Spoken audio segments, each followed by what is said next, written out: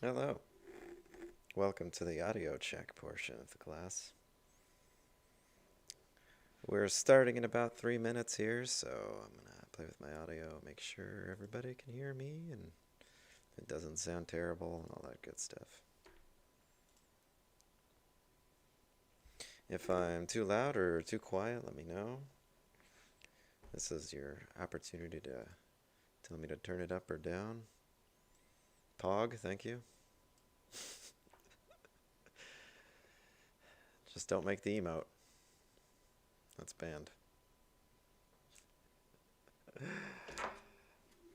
If you haven't already, hit the quality slider and set it to 1440p. ASMR, alright. I can give it a shot.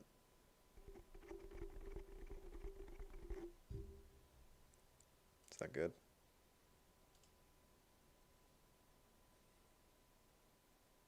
Oh, that's pretty good ASMR. If this teaching thing doesn't work out, I'll go do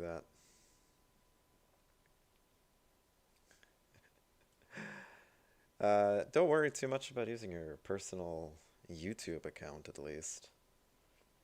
That's probably not going to play in at all. Personal Discord, I mean, up to you if you want to do it. I think the majority of people just use their personal Discord. I don't really see any reason why it'd be a problem unless you don't want your classmates to know what games you're playing. I definitely don't care. Can I get an empty water bottle? Yeah, probably. Not within a minute, though. See, I can give you a little baby toy as a substitution.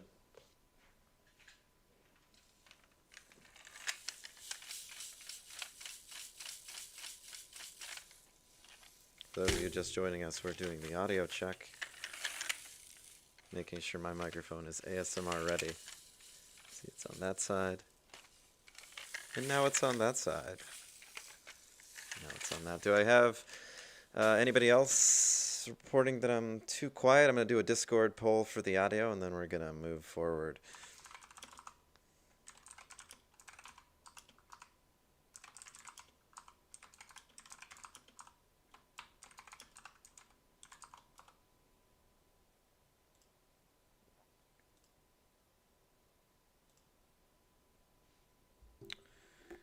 Okay, I am going to boost the gain a little bit then, because I got most of the comments saying that it is a little too quiet. So if you have your volume at max, I suggest you turn it down a little so I don't burst your ears out when I crank it up.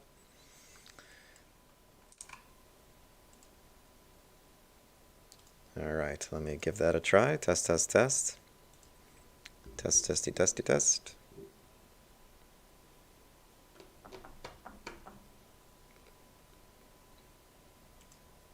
Sounds quite a bit louder to me. I hear it pretty well about half. So I'm going to take that poll again as soon as that propagates through.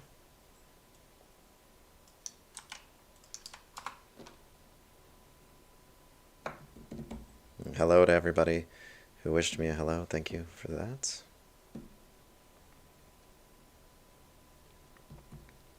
All right, most people are good, so we are going to move on. If at any point it comes out too soft, let me know. I can always mess with that. And for those of us just joining us, please hit the quality slider and set it to 1440p so you can read better. Hopefully you've got the internet to handle it. Doesn't take particularly much. I see people want to be Discord and YouTube mods already. You don't deserve that power. Not yet. But no, if it turns out that we get attacked by chat trolls, I'll definitely have to assign some people mod, because I definitely don't want to deal with it. But yes, hello to everybody who wanted to say hello. Again, hit that quality slider and make sure it's set to 1440p. Let me know if you have any problems with the audio. Let's move forward with the syllabi first. So if you're here, you've probably managed to make it to the Discord too, but if you haven't yet, there is the link for you to access it. YouTube trolls, also, there's the link for you to access it, though it's probably too late for you. And we're going to do most of our class communications in Discord, more on that later, so make sure you get in there soon. And of course, you know where the YouTube channel is at. Now we're going to go through the syllabus with these wonderful slides here. Hopefully I get through this pretty quick, and then we're actually going to learn something today because I think we have time. This is a relatively long class. All right, so first, hello everybody, I'm Dr. Gurari. You pronounce that like Ferrari, but with a G, so Ferrari, Gurari, Ferrari, Gurari. That makes sense to everybody. Just want to apologize a little bit in advance because I was raised on the old internet, the one that's only for trolls, and so I apologize if I make any edgy comments during the course of this class. I'm going to try to keep it as professional as possible, but in my experience, the internet is for trolls, so it's, it's hard not to let a little bit of it go sometimes, and I obviously don't mean to offend anybody. Everyone should be nice to each other. Don't offend one another, so keep it professional here, and apologize if anything slips out. This is an online class, but it is a real class in the sense that there's going to be a normal amount of work. You're going to learn things, and it is possible to fail. So don't treat it like it's going to be, impossible to fail this class. You do actually have to do your work to succeed. One more setting that I want to play with before we move on, now that you've seen what a couple of slides look like. I'm going to give you two options. You can either pick option 1, which is going to be this with the black bars on the side of my screen, and that allows you to see the whole screen, but obviously cuts off a little bit with bars, but then you have the whole bottom right corner to work with. Or option 2 is obviously me with the entire screen there. So I'm going to do a quick poll and see which one is preferred.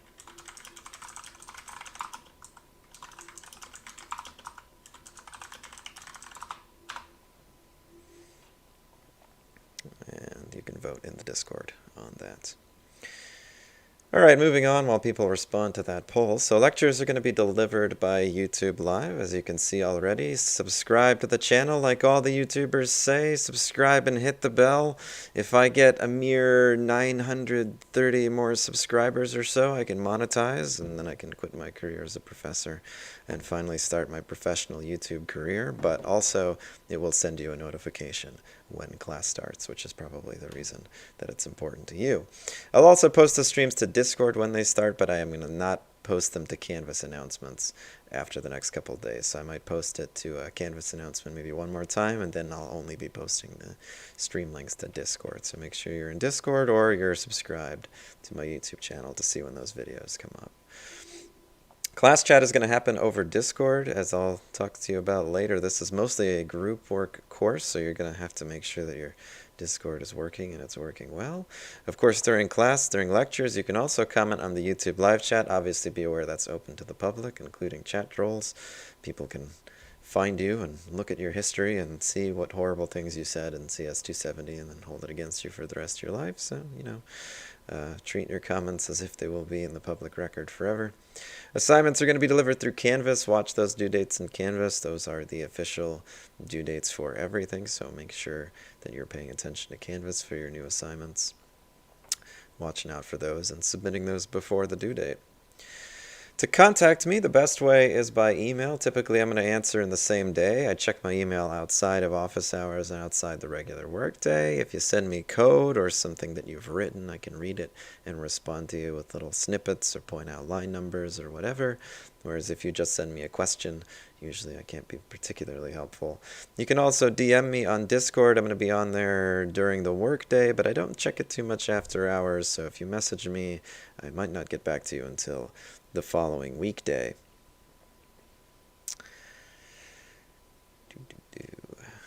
Office hours, you can check the top of the syllabus for that too. Those are going to be 3 to 3:30, Monday, Wednesday, 1 to 2, Tuesday, Thursday, Monday, Tuesday, Wednesday, Thursday, 4:45 to 5:45. If you can't make it to those, obviously ask me and I'll set some time up with you. Here's how you access the office hours. You're going to join the Discord. You're going to find the office hours text chat.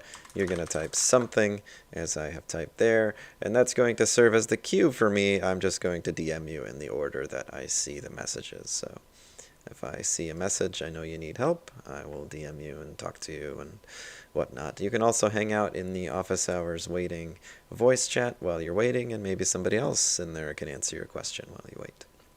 Obviously, I'm not going to be in my physical office this semester. Now, Discord is how you're going to contact me and contact each other for the most part. You need to be on Discord during class time. We're going to use it for all chat functions. You can install Discord on your phone, but I suggest installing it on the PC. In fact, it's kind of going to be mandatory for this class. I expect you guys to have a headset. A decent wired headset is $40 or less. Nobody wants to hear your background audio coming through your speakers and everything. Even if it's just a pair of AirPods or something, get yourself headphones. Don't use the speaker on your computer to communicate with people. That's going to be annoying for your whole team. So get a headset. Doesn't have to be a great one, but please use a headset on Discord. I will have Discord open during class, but my audio only comes through YouTube, so I can't hear you speak or send chats or anything while you are in class while I'm lecturing, so don't try to talk to me, obviously. If there's enough demand for it, I might come up with a way people can verbally ask questions in Discord during class, but it's kind of a hard thing to set up. Of course, you can always join Discord and ask questions in the general chat, like, is the homework due? Is there an exam tomorrow? Your peers are probably going to answer you faster than I can. You can DM me to ask me questions semi-anonymously. If it's a good question, maybe I'll post it to the general chat and answer it there anonymously. You can obviously network and discuss class content with your peers, and of course, you can post and consume dank memes. You do not necessarily need to have a webcam for this class, although it might help at times to see each other's faces. You don't necessarily have to have video on when you're working with your group. I find it to be rather distracting, so I generally don't have the video on. I'm a narcissist, so I'll just stare at my own face the whole time if I have video open. But if you really want to have video open, obviously Discord supports that, so just use your webcams as you wish. And then, of course, you can screen share, which is going to be far more useful for software engineering folks. Now, I don't moderate the Discord channels, and I take no responsibility for the content that appears there, but please be civil with one another and keep your meme spiciness at mild. General class rules, obviously, don't spam the Discord. Use push to talk if you have background noise. Nobody wants to hear your crying babies or whatever you have in the background there. Feel free to have side conversations in Discord during lectures, though, if you want to join one of the talk channels and keep working on your project or whatever it is that you want to do. I have no problem with that. If you need to join late, leave early, or step out otherwise, obviously just do it. You don't have to DM me or anything and let me know that you're leaving. And you can email me if you want to know what you missed, but you can always just watch it since the videos are on YouTube. Exams require documentation of emergency if you miss them without advance notice. Course description. This is a group work course. You're going to learn how the software development process works as part of an agile development team. You're going to learn about the agile and waterfall development models to an extent. We're going to learn all kinds of things like estimation, requirements, design, testing, integration, and more. This is a very low-risk environment. There is no real customer to worry about, but I will simulate the pain of working with customers by acting like a customer. That means that I'm going to occasionally take on the role of the customer and communicate to you as if I am the customer. If you want me to break character at any point, just ask. Otherwise, I'm going to pretend to be the customer in all of their obnoxiousness. Customers are often quite uncooperative entities. Not to say that customers are bad people, because all of us are customers too. But I want to show you guys, the worst that customers can be in this class, just to get a feel for, some of the worst things that can happen in software engineering, make you a little bit prepared for it. So at times this will appear to be maybe a little pessimistic or negative.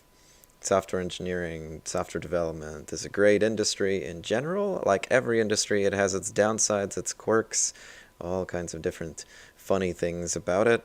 So don't feel like I am being so negative about software engineering because I think you've made a bad career choice. Software engineering is a great career choice. I'm just being negative on it so that you understand that it has negatives too, like every organization of human beings into sort of large-scale projects that they work on. And like every relationship between groups like customers and businesses, there's all kinds of friction going on, and we're going to try to simulate that as much as possible.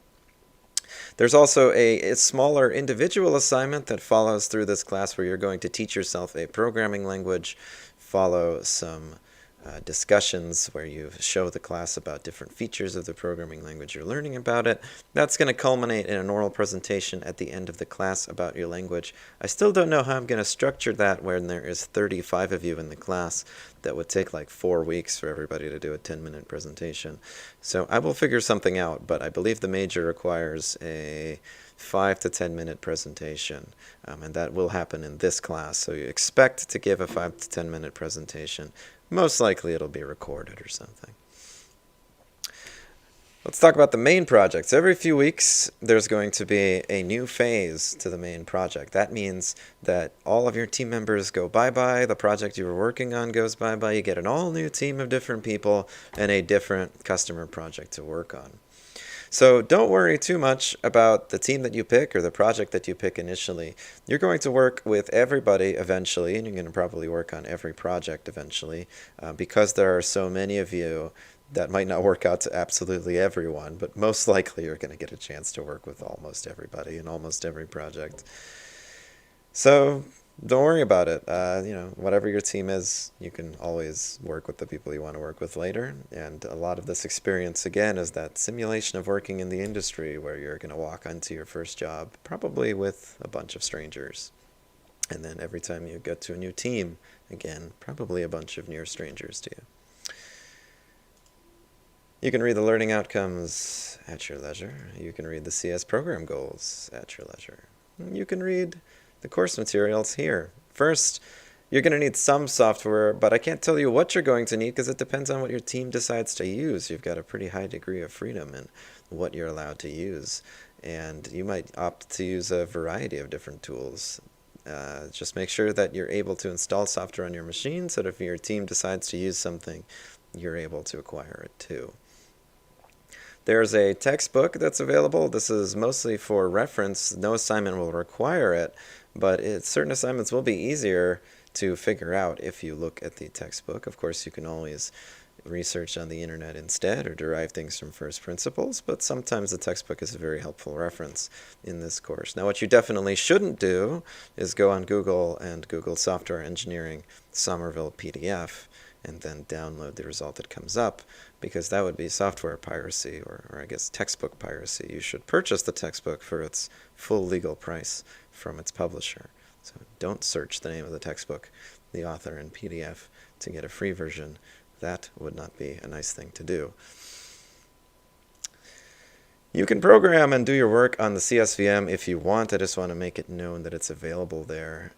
I barely use it, so I can't really help you if you experience any issues with it. You'll have to contact ITS if it's not working. Be aware that it's very, very slow, but if your computer is even slower, sometimes it can be a better option. You can access the VM at that link, and if you don't see an option called CSVM, then you only have the normal VM, and you need to contact me or ITS if you want the CSVM. Somebody asked Amazon Workspaces. Nope, we don't have them yet. They cost too much. Maybe one day. But you can always get your own Amazon Workspaces account for like $3 a month or something. So homework and in-class work. These things kind of mesh together because most of the things you don't finish in class are going to end up as homework. Sometimes I will assign you something as homework and then you'll finish it in class. So the kind of bar between these is blurred. They come into the same category of grading on your final grade. There's going to be at least one homework or classwork assignment per week, usually more, usually at least 2, so one every day in class, and then there's probably also going to be at least one homework assignment on the minor project every week. So you're looking at 3 assignments a week, basically.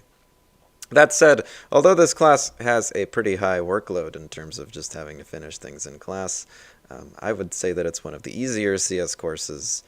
It's very difficult to actually do badly here unless you just don't show up and don't contribute to your team. So don't stress about it too much as far as the difficulty goes. And the workload, I would say, is lower than, for example, object-oriented programming or a similar course in the major. So for the group work with main project work, I can't really accept late assignments because the class is going to move very fast. So if you're more than a couple days late, we're already going to be past that phase and it's not going to be relevant anymore and you're going to have to build on what you were supposed to have.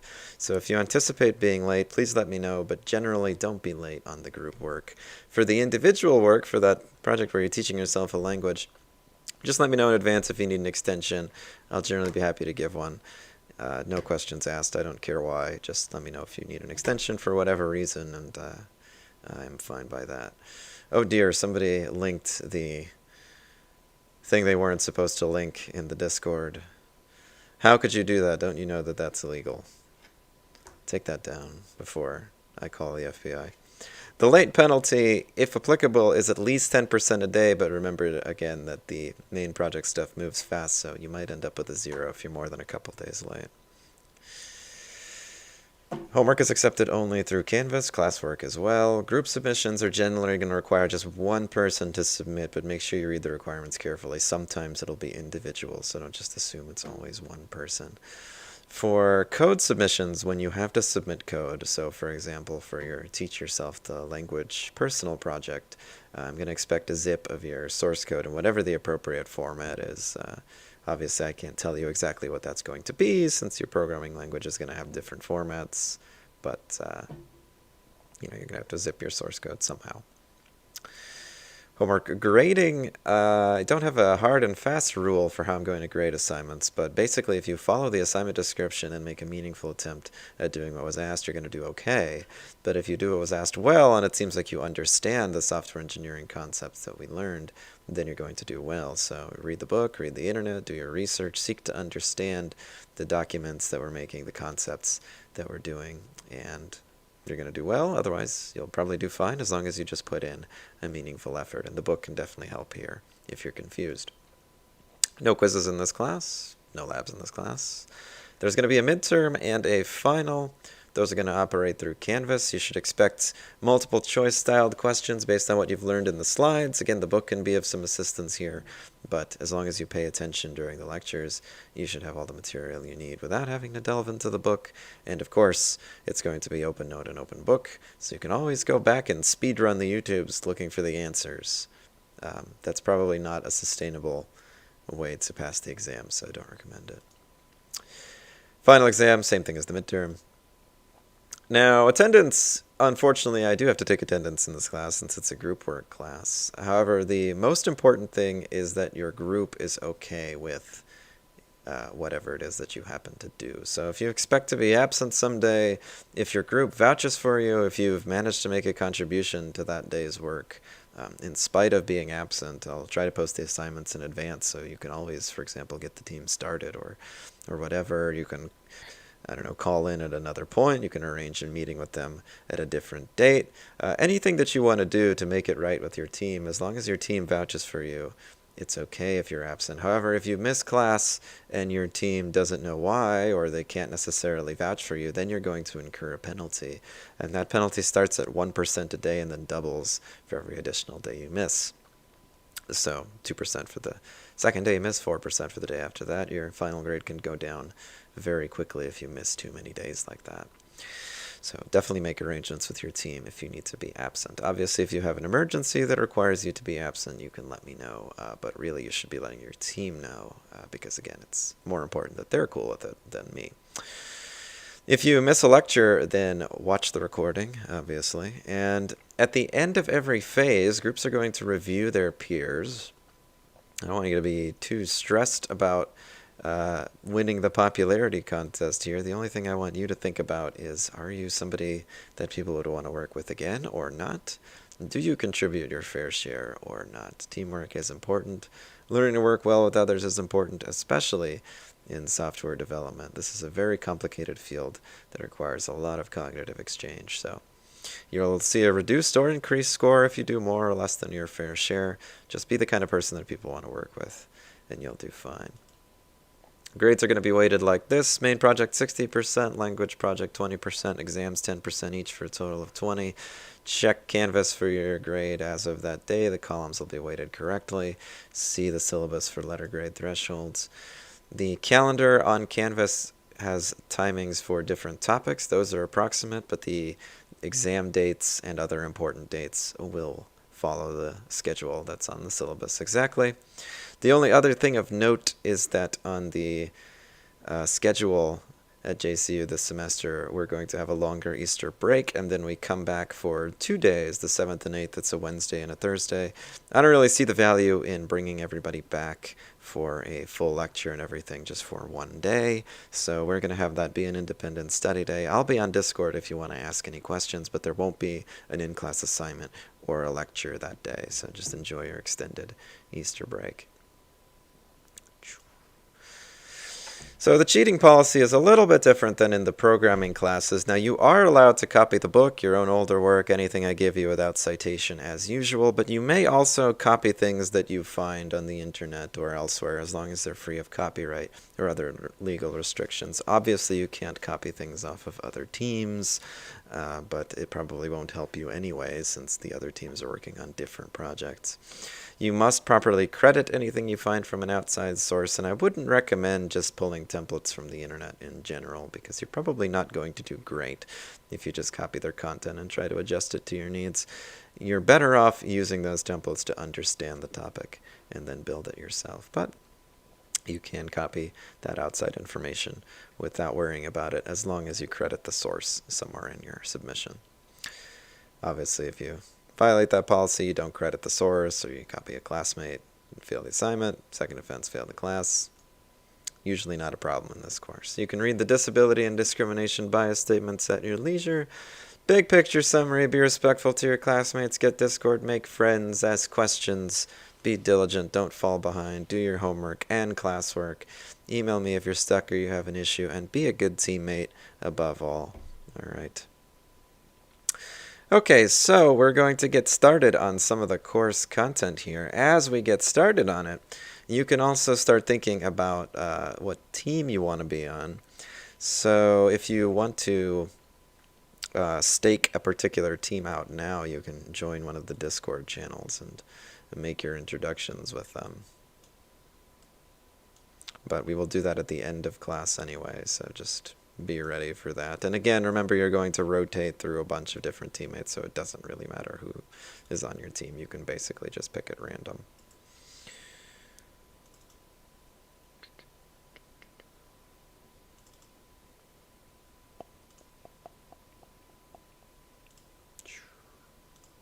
Okay, so our first section is going to be estimating software costs, software cost estimation. I'm going to do a few polls on Discord, so I'm going to move to probably the in-class channel to do the polls, since the general chat seems to be a little spicy, so follow the in-class channel to respond to those polls. Okay, software cost estimation. Let's start with a simple poll. What's harder to estimate, the price of a house or a piece of software? Let's call it a large piece of software.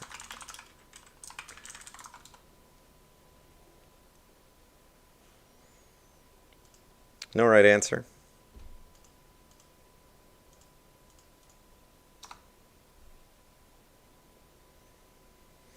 The PowerPoints are already on Canvas for whoever asked. Yeah. Actually, this is probably one of the only, if not the only, PowerPoint that I've written myself. Almost all of the others will come from our textbook, which provides some pretty decent slides. Aside from the typos and the weird formatting, they're actually quite good. So for most of the semester, we'll be using the slides right out of the textbook. They follow the textbook structure pretty well. Makes it easy for you to refer to it as a reference if you have to. We're going to gloss over a lot of slides because each section is like 88 slides, and I only go over 20 of them. But, you know, it is what it is. Okay. So, what's hard to estimate? Most people seem to say a large piece of software. Building a tangible thing can be very hard. Just look at the SLS space rocket thingy that NASA just failed to make again. Billions of dollars in the hole and still not done is not necessarily unusual for physical projects, likewise for all kinds of other infrastructure projects, nuclear reactors and things. But software engineering is a whole other beast. That's building an idea, and in software engineering, cost overruns and ridiculously far off estimates are much closer to the norm, not the exception. Not that it's not difficult to estimate physical projects too, but software, oof. So why do we bother to estimate the prices of software at all if it's such a difficult thing to do and we're so bad at it? Well, you need to bid on software in order to win contracts, right? I mean, that's pretty obvious. Most companies aren't just going to put up a contract and say, we'll give you $100 to build us this. And even if they did, that still involves an estimation step. You have to decide, can I do this for less than $100? Because if you can't, then you don't make a profit. And that's what it means to be bad at estimating. It means that you don't make a profit. First, if you don't win any contracts because you estimate too high, then you're probably not going to generate any revenue. Although certainly being the lowest doesn't necessarily mean you're going to win the contract every time. It's only one of many factors that the customer might look at. But if you constantly estimate too high and nobody gives you contracts, you're not going to make any revenue. If you constantly estimate too low and you end up in cost overrun territory, it depends on the terms of your contract, but you might not end up turning a profit. There are unfortunately a lot of malicious actors in the software field that make a business out of, say, estimating low and then seeking terms in the contract that allow them to have cost overruns and then taking advantage of those cost overruns to turn their profit that way. That's definitely an approach that one could take. There are very few organizations that will agree to a flat fee for a software project without any changes, because that's going to be a very difficult thing to do, because estimation is hard. But in this class, we are going to be doing just that. You're going to agree to a flat fee for one of the projects, which I'm going to post at the end of the class here for you to look at. And if you're wrong, you get a reduced score. So no profit, basically. And obviously no profit, no business. So software estimates are terrible. The software industry, routinely sees projects that are never completed. You're looking at generously about 1 in 4 major software projects just never see the light of day. They're scrapped at some point during production, and you're talking about maybe 1 in 5, or maybe just slightly less than that, deliver nothing at all, so they don't even get their first deliverable functioning, basically. Hopefully you're not in that category for this class, but we're talking about professional, for-money software projects. And in those instances, sometimes the company that contracted the work still got paid something. So as a customer, this is a very daunting thing to look at, that when you contract a piece of software, there's something like a 1 in 4 chance that you're not going to get anything out of it. This makes the people who contract out software work very wary, and so that affects the kinds of terms that software contracts tend to have. We also routinely see projects that double their expected costs or double their expected schedule. We see a lot of these in the public sector, mostly because those are subject to public disclosure. It's not to say that it's rare in the private sector, just most companies are too embarrassed to be honest about it. They're certainly not going to make it a big public deal. So things doubling their costs and doubling their schedule happen all over the industry. Only a minority of software projects, maybe 10%, 20%, are a success by any meaningful metric of what the word success means, in terms of they finish the project on time, within budget, to an acceptable way, and the customer is happy. That's unfortunately the least common case. Which brings us to Parkinson's law. Parkinson's law you might have heard of in other applications. The simplest way to state it is that work expands to fill the time that you have available.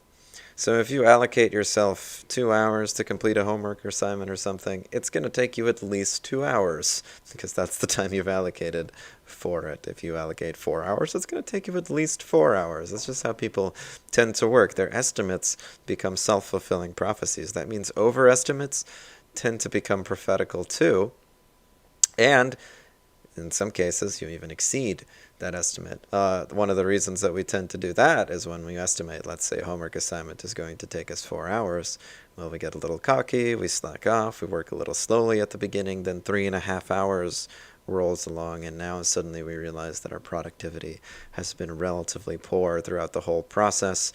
We spent the whole time listening to lo-fi hip-hop instead of actually working, and now we have to turn the music off and go into crunch time. It ends up taking you 4 hours and 30 minutes anyway, or 5 hours or 6 hours or whatever.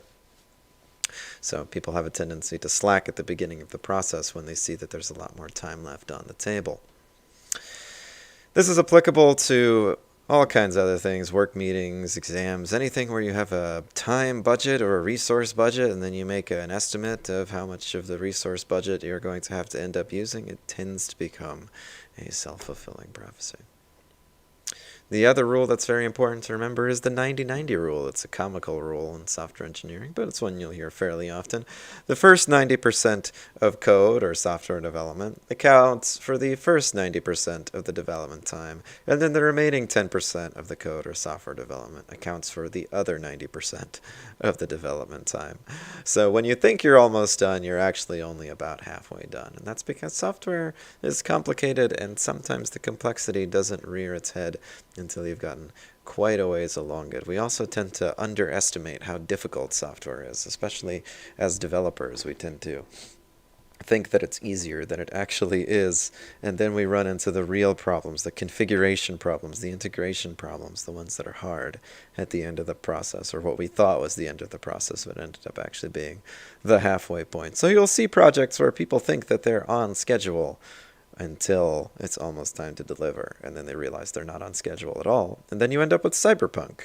That's a bit of a dig, but it's not unique to the games industry at all. Unique to all kinds of applications. You'll think that something is right up next to release, ends up being pushed back for, almost half of its development cycle. But why is estimation so difficult? Well, one of the main reasons is difficult to compare to similar works. It's hard to pick a piece of software and say, okay, well, this is like what we're making, so it should take about the same amount of time.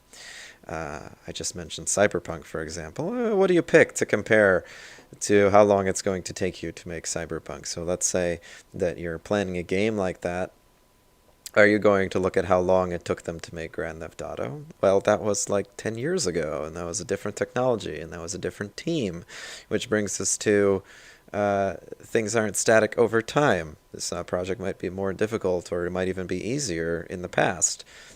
Skill is hard to estimate because you might have a different team than the one that was working on that similar project, and that might make it very different. Maybe the GTA team, after having finished 5 of those things, is a little bit better at it than your team, who's never finished one game of that type. You never know how those skills translate. It's difficult to even tell how skills translate in that sense. Non-engineers, managers, marketeers, finance people, they tend to underestimate the complexity of development work. But actually, developers themselves also tend to underestimate the complexity of development work, especially development work that they aren't used to. Most people are only even decent at estimating things in a very specific niche that they are familiar with. If you don't have a very specific niche, or if the project falls into a scope that's a little too broad, it's going to make it difficult for you to create an accurate estimate. Deadlines make all work harder. You have that Parkinson's law effect where it's slacking at the end and cramming, or slacking at the beginning and cramming at the end. Deadlines in general create a sense of urgency that can lead to mistakes. There are many problems with having deadlines. Complexity in software does not grow linearly. It's a lot harder to build a piece of software that's twice as big as one that is half as big. It's not just twice as difficult, it's perhaps much more difficult. And of course, the actual size of the software, how big the project is going to be in scope, very difficult to estimate up front. You don't know, is it going to be 1,000 lines of code? Is it going to be 1,000,000? How many different technologies are we going to have to rely on? 1, 2, 3? Hard to say. So there are a few common grounds across software, right? But not very many. And to the extent that there are common grounds, like in games, for example, like the similarity between things like Cyberpunk and GTA, obviously you don't want to build them identically, so there are going to be differences between them. This is true of physical industries too, like houses, but there's a reason that most houses, in the United States at least today, are pattern built. They build the same house repeatedly, because then you can figure out how much it's going to cost. After you've done it a few times, you can streamline the process and get your costs down. But more importantly, okay, it costs us 200 grand to build this house. We can make 50 grand a house if we sell it for 250. Whereas if you're building every home custom, you necessarily have to charge a much higher markup, give much higher estimates, because you simply don't know what it's going to look like. But if you're building an identical house in a similar area, then again, obviously the price is a lot more straightforward. So since nobody really builds near identical software, it's very difficult to find common ground to compare against. Marketing folks, of course, They want to see sales. Marketing folks want to say, we can do this. They see a contract that they want to secure. Obviously, they want to get it. From a sales perspective, they're incentivized to win customers, and winning customers sometimes means making promises, and sometimes the promises you make are not promises that your development team can actually fulfill. But hopefully they are. Hopefully your marketing team is honest. Hopefully your marketing team has some development talent. But that's not always the case. People sometimes sell things that they can't then deliver. Marketing says we can do this, and really they mean, well, someone can do it, but not me specifically. I just sell things here. And that's going to be the case regardless. You're almost never going to have developers calling people up and dealing with the customers directly. People buying and selling software are in general not the ones who are writing it. There's the deadline effect. You bid on something in January and it's got to be finished by June. Deadlines inevitably lead to crunch time, and crunch time leads to mistakes. And then mistakes cost you more time because mistakes build up technical debt or build up bugs that become difficult to fix. Technical debt builds up fast, and it takes a lot more time to clear it than sometimes it takes to acquire. So technical debt meaning you picked a platform or an approach that ended up not being quite as workable in the end, or being difficult to work with. Basically, haste makes waste. You go too fast, you end up picking low-effort approaches, and then those end up biting you later. On the other hand, you have the flip side of that. You've missed the deadline, or you end up focusing too much on making solid tech in the beginning so that you don't incur technical debt. You end up wasting so much of your time that you don't make the deadline, then you don't get money. So there's the other end of that. Being too careful costs you as well. But crunch is usually more the killer than carefulness. Carefulness, however, is usually the thing that people discard more quickly, because carefulness is the one that's kind of optional at any given point. If you have to have a project done by next Monday, you don't exactly have the opportunity to be too careful with it. And of course, as crunch leads to missed deadlines, it accumulates into more missed deadlines, again because of that technical debt. So something I'm sure everybody's familiar with in the games industry and other industries. Once something misses the deadline once, it's going to probably miss it again, right? The next deadline that they set, probably not going to be met either. It adds up. It takes a lot of effort to turn the ship around once it's gone into that wasteful mode. Complexity in software grows exponentially. You double the size of the software, it might lead to a 4 times or an 8 times increase in complexity. And just using lines of code is a very poor measure, but we don't really have a lot of better ones. We'll look into some measures of software size and complexity later, but what do? Do you just count the number of lines of code? Some people count focal points in code. There's all kinds of different ideas, but really, what are you going to do? It's difficult. So even if software has very few lines of code, that doesn't necessarily mean that it's easy. Short software might be more complex than long software. It depends on what it does. It depends on how complicated it is to implement. There are very good software developers out there that write 1 or 2 lines of code a day, if that. And maybe that's good, because maybe the lines of code that they write are worth significantly more than 100 lines of crappy code. How big is a project? How do you even guess that? So if somebody asks for a house, then we obviously can say how big that they want it up front. Of course, they can change their mind or give you a bad estimate, or just hold up their hands and go, yeah, just like that big. You just draw a crappy sketch. But then you can sketch it out real quick for them and give them the exact dimensions and say, this is how big I can make it for you. You're going to have to tell me whether that's what you want or not. Not really possible in software. You can't guess at the size of software. You can't decide the software is this big or this big or that big. It's nebulous, and people will disagree. Some people might say that, oh, this software project is small and won't take us much effort. Others say it's so big and take us a lot of effort. Unlike physical goods, it's very difficult to even guess at the scale of a software project, let alone its complexity. Sometimes you can describe a project really simply. Write a program that tells me if there's a cat in a photo. It was a really simple description. We all intuitively understand what the customer was looking for. It tells you there is a cat or there isn't a cat. Sounds easy, and yet that's a decades-old problem that would take you millions of dollars of development to solve, right? Because that's basically machine learning for image processing, the only kind of even partial solution that we have to that problem. And still, it's not a very good one. Google only recently came up with an AI that could do that kind of thing.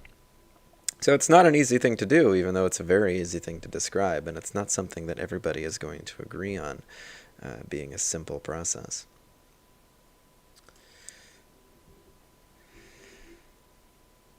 How good is your team? So how good is the skill level of the people that you're working with? When you're estimating, sometimes you don't know the specific people you're going to be working with. You don't know what their skills are. You don't know what they're good at. You don't know what kind of projects they've worked on before, especially if you're one of the marketing or the finance people who's handling the bidding for the project. You might not even be aware of what your technical team is able to do necessarily. Of course, you can't be aware of all of it as a non-developer. And there's a big variation in performance in every profession. The difference between the best carpenter and the worst carpenter is obviously pretty big, and I'm sure the difference between the best carpenter and an average carpenter is pretty big. But software developers have a huge variation in performance. The difference between the best and the worst is probably the largest of almost any profession. That's why the best software developers make exponentially more than the, let's call them not the best software developers, even exponentially more than average software developers.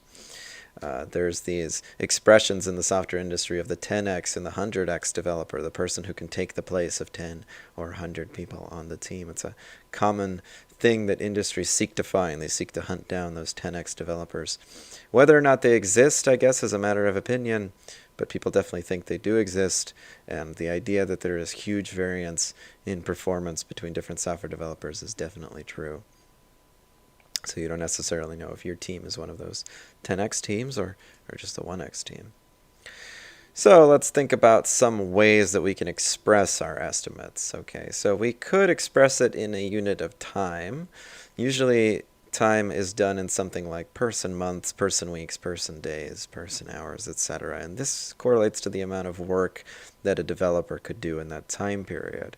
So let's do a little math question. If you've got 2 developers and you expect to take a month working on the project, how many person months does the project take? Answer in either chat, general, in class, or YouTube. So again, you got 2 developers.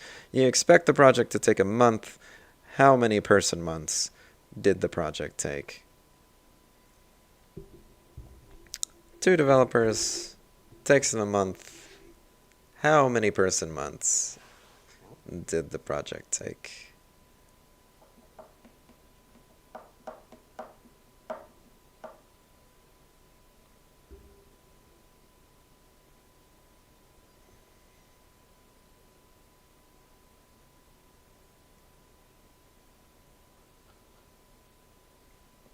My live chat, so professional.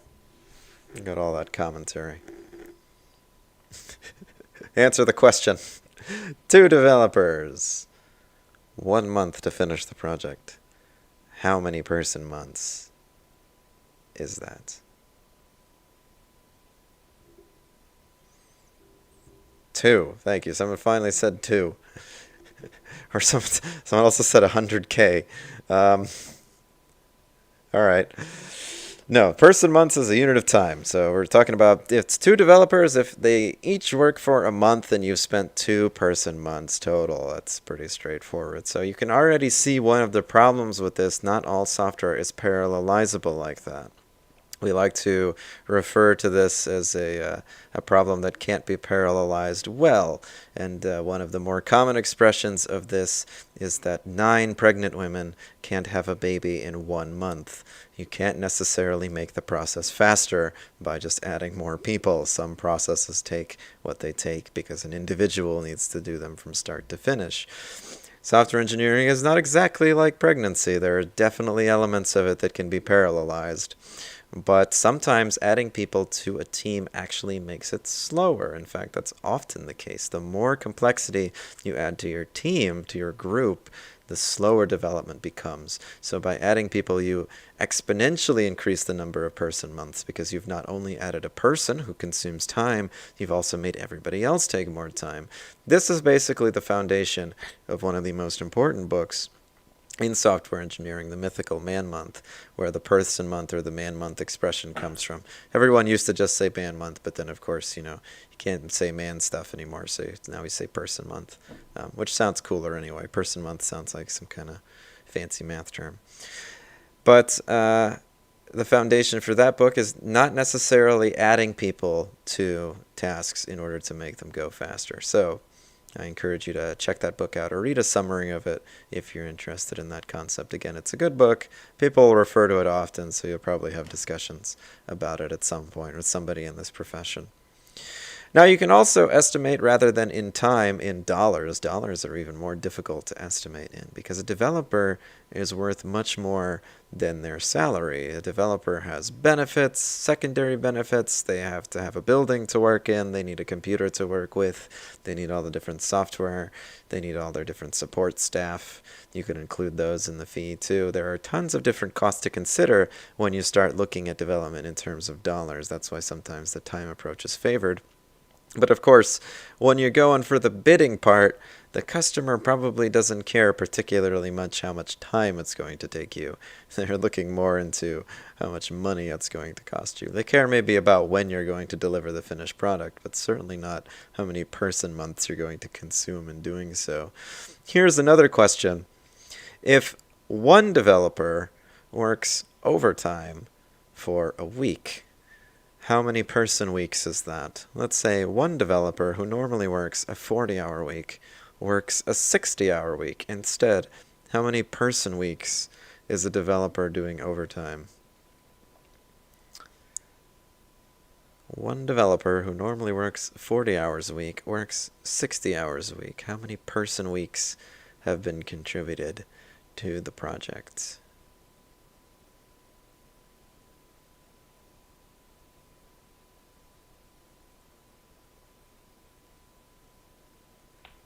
The last answer, I know it wasn't to this question, was 18 naked cowboys. That's not right.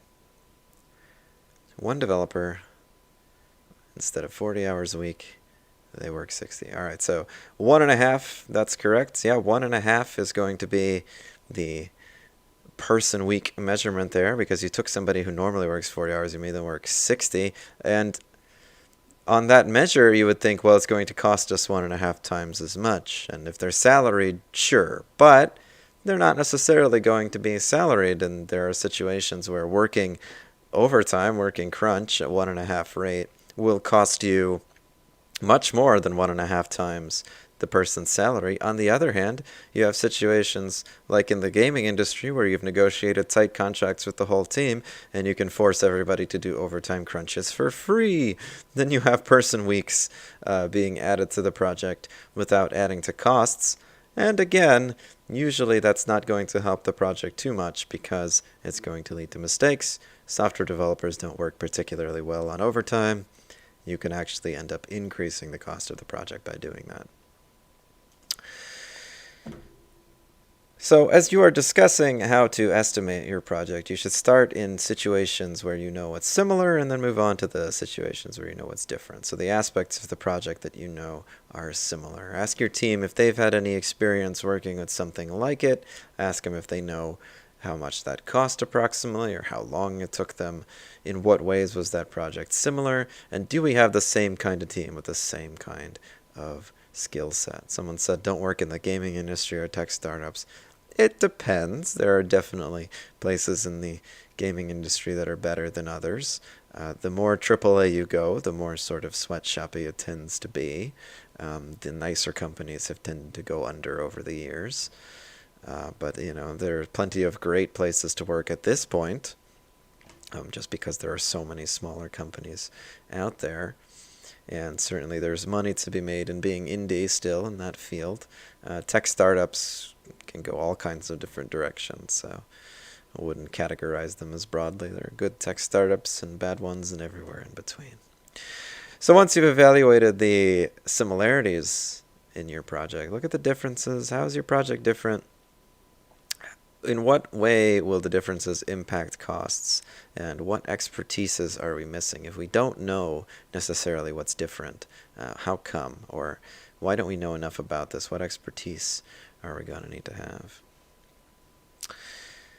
So you're going to create a conceptual design first. You're going to try to break the solution into parts. You're going to try to estimate the price of those parts. Later on, we're going to be doing this during the requirements and design phases as well.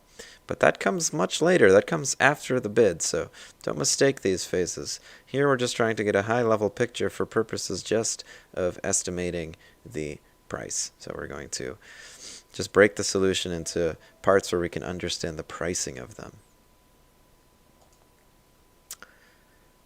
I like to make a probability distribution when I do a estimate. So rather than giving people just a lump estimate, oh, it's going to take you this long, or it's going to take me this long, I like to use a tool like Instigator. Let me pull that up actually so you can have a look at what that looks like.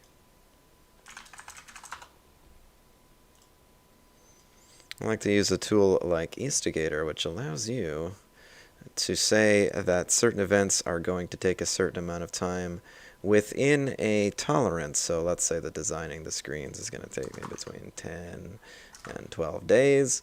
That's going to, end up coming into play later. You can choose a probability for how long you think certain things are going to take you. And then at the end of all of this, you end up with, rather than a single time estimate, a bell curve of what the project is likely to look like. So what are your chances of exceeding a certain number of days?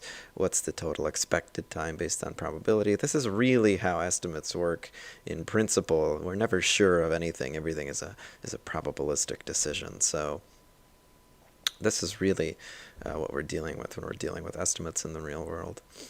Customers not necessarily going to be interested in accepting this format, so this is probably more something you're going to use internally to decide how much you're going to send to the customer. This has a lot to do with your risk tolerance as an organization too. Do you want to err on the low end of the distribution, on the high end of the distribution? If you take it as a truly random event that's outside of your control, which to an extent it is, it becomes sort of like gambling, doing the estimations and everything.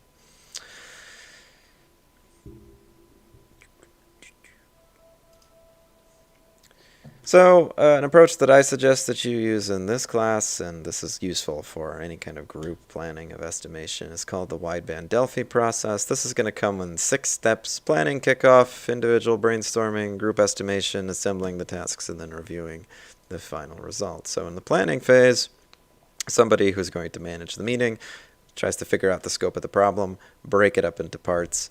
Then you're going to deliver that problem to the team, maybe deliver it in parts there. Everybody's going to separate and estimate all the different parts on their own. So everybody comes up with their own estimates. You don't talk at this point. You're working solo. Then you come together and you share the estimates and you talk about them. Combine all your different estimates together, and then the team meets to review the results. So if this is familiar to you, this is how any kind of crowd convergence or group learning algorithm works. Individuals are assigned a task, they split off, and then they figure out their kind of estimate for it, and they all join up together, share it, and then come to a consensus. So this is a consensus finding algorithm. So just a couple of extra basics. Obviously, you need to appoint a moderator who's going to be in charge of collecting the estimates, changing how you break things up, or what have you after different discussion. This is going to take multiple rounds. And it ends either when you've reached convergence, so your estimates have become similar to one another's, or the moderator has decided that you've had enough. So just a certain number of sessions have elapsed. So either once you've reached convergence, or a certain number of sessions have elapsed.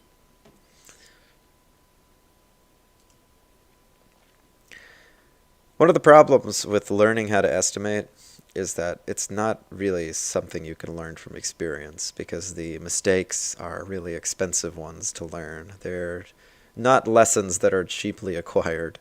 If you misestimate a project, you could bankrupt your company, like Jacob said he did in his chat, by misestimating a project. This is typically the way that startups die. They misestimate how long it will take them, or how much capital they have on hand, or any number of other factors, and then they just run out of money. It's not usually because their idea was unsuccessful. Most of them don't even get to that point. They just run out of money, and then it doesn't really matter what your idea was because it didn't get deployed fast enough. That brings us back to the whole crunch versus carefulness thing, where, of course, if you run out of money because your idea didn't get deployed fast enough, it doesn't matter how much you avoided technical debt or crunch. Your company's equally bankrupt. So sometimes it can be helpful to get something to market as fast as possible and then pay for the debt later. So if you get a chance, basically, to gain estimation experience professionally, if you get to work in a job and somebody offers you to be involved in the contracting process or anything like that, take that opportunity. Those are good opportunities to have.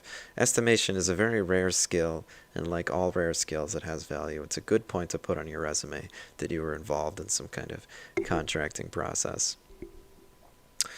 So that's it for the estimation slides, I believe. In the last 15 minutes of class here, as I forewarned, we're going to get into our groups. So I want everybody to form up into teams of 5. There is 35 of you, I believe, so we should have 7 groups of 5. It's a big class, right? So hop into a voice channel and say hello to your 4 other group mates. You can pick the channel at random. If you have any kind of coherent goal in mind today, it's this. I want you guys to come up with a company name. That's all you got to do for this portion. And then I am going to upload the list of all the possible projects that you can work on to Canvas after this class. Check that out before next time we meet, because next time we meet, we are going to be bidding on the project that you want. So just figure out which one you like, and we're going to go and bid on it. I'm going to go and join some random Discord channels until time's up here and say hello to everybody. So again, groups of 5, no more please. If you see your channel already has 5 people, pick another channel, and I'll see you guys in a minute.